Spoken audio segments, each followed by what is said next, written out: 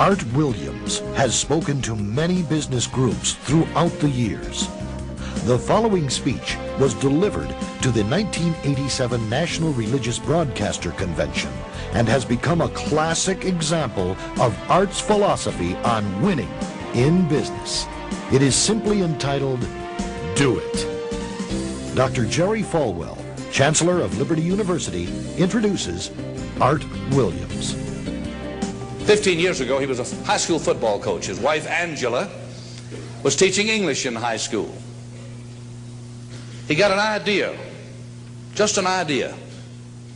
And 10 years ago, he turned that idea into a company, a concept, a practical concept. 10 years have passed.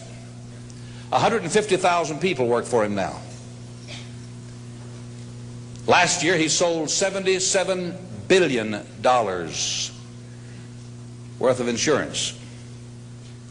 This year, $100 billion. That is more than Prudential and New York Life, number 1 and 2, combined in 10 years. He's from Monroe, Georgia. He has the dialect to prove it.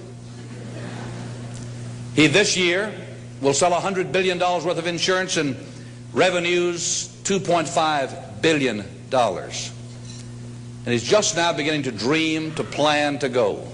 Art and Angela Williams have 2 precious children, Art the third and April, their daughter. He is chairman of the inner council, the inner circle of our ministries, and a personal and a dear friend. He is a born-again Christian, as each of his family members, but he's an entrepreneur. And Dr. Armstrong has asked him to come tonight and talk to you about what he knows most and best about.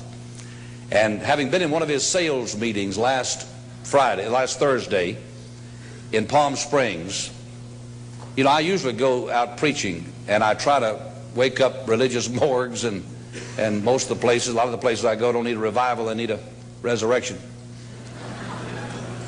But he asked me to speak to his group of national sales directors, and I had to work hard at getting up where they were and not appearing as a backslidden preacher.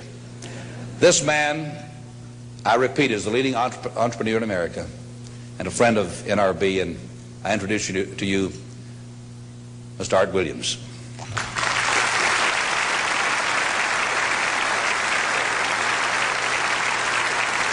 Thank you. Thank you, Jerry. And I tell you, I don't know if I've been this nervous in a long time. This is the most intimidating thing that I think's ever happened to me. An old dumb South Georgia football coach speaking to a bunch of TV personalities like many of you, many great evangelists in the audience, and who put me between Falwell and Swaggart on the same night just totally blows me away.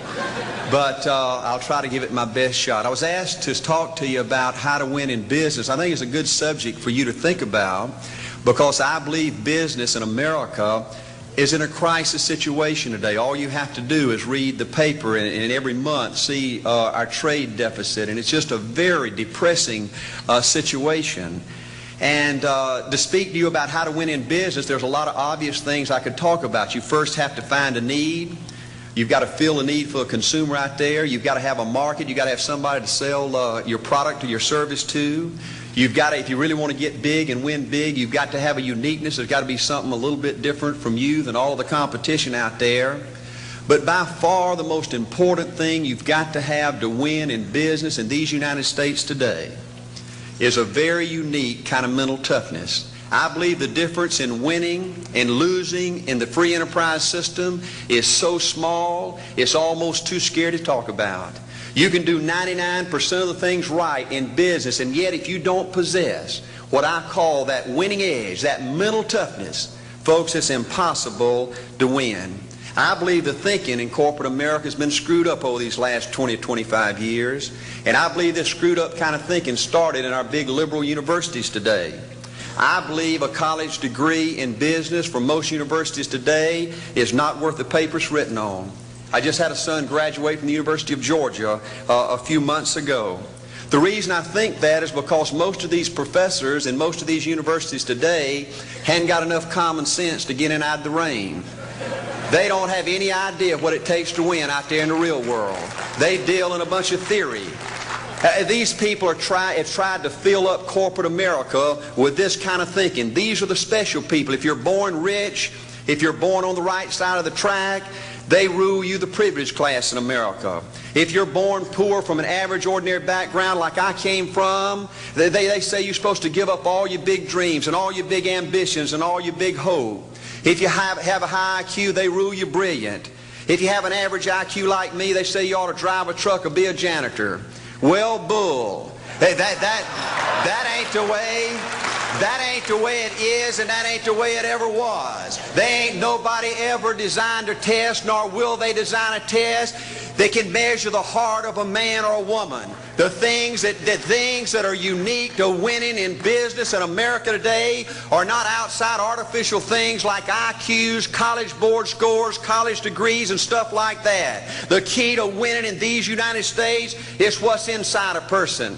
It's your integrity. It's your people abilities. It's your character. I believe in developing this winning edge. I've got 10 or 12 points that I won't be able to go over with you tonight, but let me just give you a flavor of what I think you've got to do to succeed in these United States. Number one, you've got to get excited.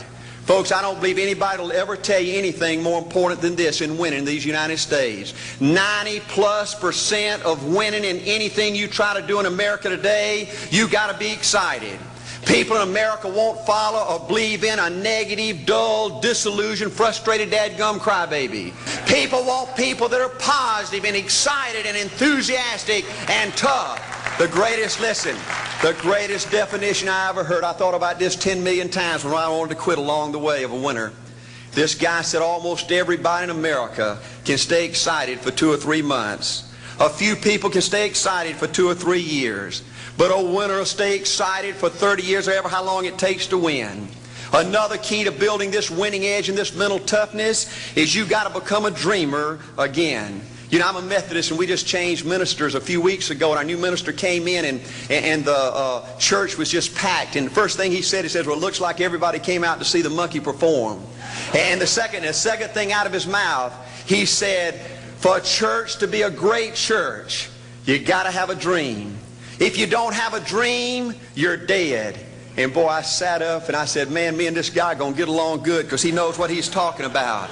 See, folks, I believe in order to win, you got to feel good about yourself. When I was coaching football for 7 years back in Georgia, and I had a paddle in my coaching office, and it was about this thick and this long.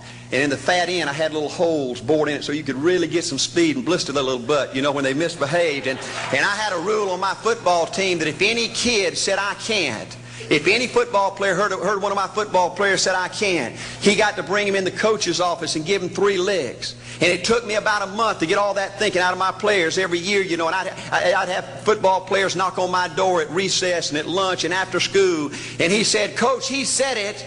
Coach, he said it. And I'd make that kid bend over and I'd give that other kid the board. He'd bust him 3 times. And folks, it didn't take long. You couldn't create a word game to get one of my kids to say I can't. Bring it home a little bit more personal. When April and little Art were just this little and could understand words, every time they said I can't, I made them do 3 push-ups. Folks, there ain't nothing you can't do in America if you want to bad enough. Another key in building this winning edge is, folks, you got to stand for something. People in America, the good people in America, are fed up with these dadgum fence sitters and mealy mouths.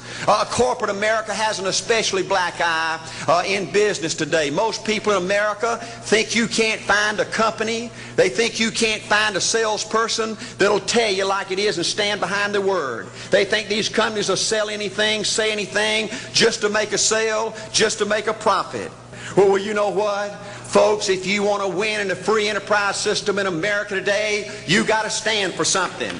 And another point, thank you, is yes, you're going to be controversial. Folks, if you want to win in these United States today, just get ready. You're going to be controversial. The only way not to be controversial is to be average and ordinary. They just call me anything but average and ordinary. Now, I know some of you might say, well, you know, I don't think I like Art Williams. You know, he sounds like an old tough butt to me. Well, folks, I'm telling you, you can be good and tough at the same time. I bet nobody's ever talked to a religious broadcaster like that.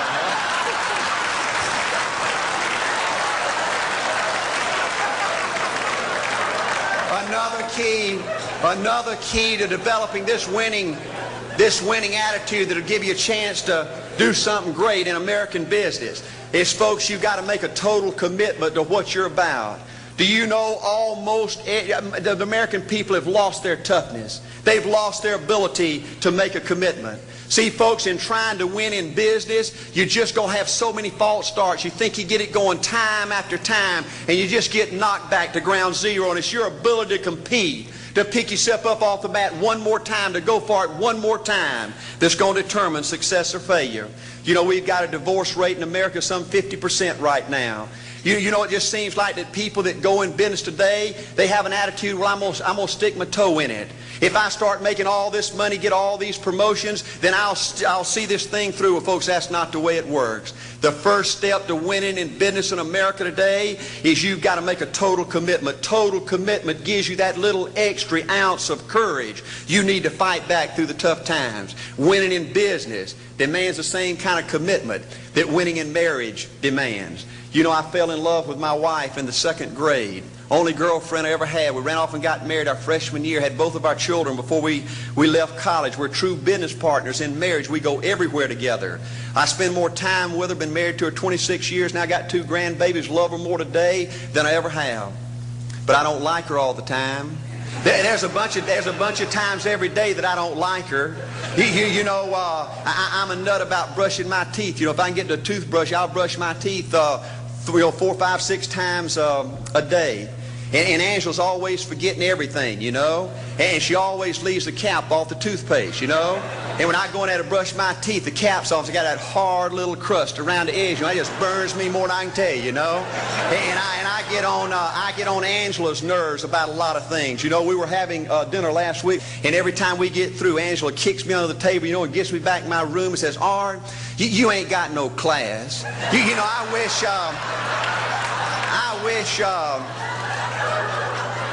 wish, Art, you could learn to eat with your mouth closed, you know. But see, folks, if you want to win in business, everything's not going to work out like you want it to, but you got to be committed. I want to have great kids. I want to have a wonderful relationship. I want to have tremendous grandbabies. Another key in building this winning edge in business is you've got to learn to treat people good. Another thing that these universities pollute America, corporations with, is this attitude, you better not get to know your employees. You better not become friends or get to know the spouse or the children of your employees, because you might have to fire them, you might have to reassign them. And if you're close friends, you can't manage people in a tough-minded way. Bull. Folks, the only way to manage people and get the most out of people is treat them good. Learn to love them and care about them. Yes, it hurts from time to time, but it's the only way. You know, everybody you work with in business, you've got to look at them and pretend there's a flashing sign on their chest. And everybody's asking you, make me feel special. Make me feel important. Say something good to me. I want to be somebody. Another key of winning in business in America today is, folks, you've got to establish the right kind of priorities. First company I went with 15 years ago was ITT. When I was out there struggling, dying every day, wanting to quit and go back in coaching 1,000 times, my first heroes in this business were vice presidents at ITT making $40,000 or $50,000 a year. And I said, man, if I could ever get to be that kind of person, it'd be a dream come true. I couldn't want any more out of life. A few years later, I earned the right to get promotions to that level and found so many of my heroes in business, their personal lives were a disaster. They were alcoholics and divorced 3 and 4 and 5 times. I just read an article by the author of In Search of Excellence, and I saw where he says, I can't find evidence of any successful business person in America that's not tunnel vision, that just doesn't give everything to business. Folks, I said back then, 15 years ago, that if that's the price you've got to pay to win in business, it's not worth it. 15 years later, a multimillionaire. Folks, I can stand and preach to you that you can't separate your personal life from your business life. God's got to come first. Your family's got to come second. And business has got to come third. And I believe if you have a lousy spiritual life and a lousy personal life, long range, it's going to be devastating to your business. Another thing in building this winning attitude.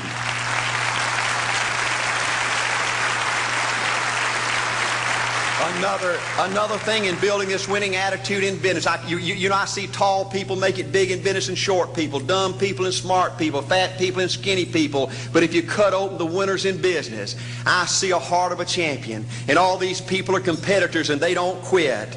I believe desire and will to win is everything. I don't know why I'm like I am, but my butt's always burning. There's always something say, Art, dadgummit, you're supposed to go for it. Art, dadgummit, you're supposed to be somebody. You're supposed to make a difference with your life. What does the $500,000 a year person do? The $50,000 a year person doesn't do.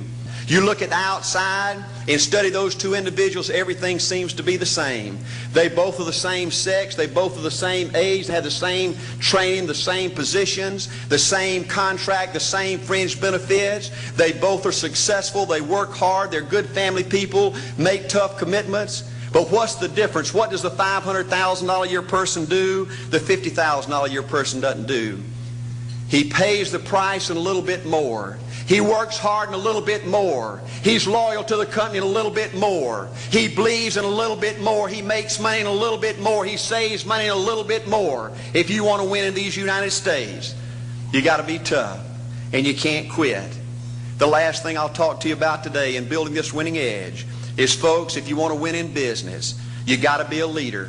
Leadership is everything. You show me anything in these United States that win, I'll show you a leader at work. You show me a successful church, Boy Scout troop, club, football team, business, I'll show you something run by a leader.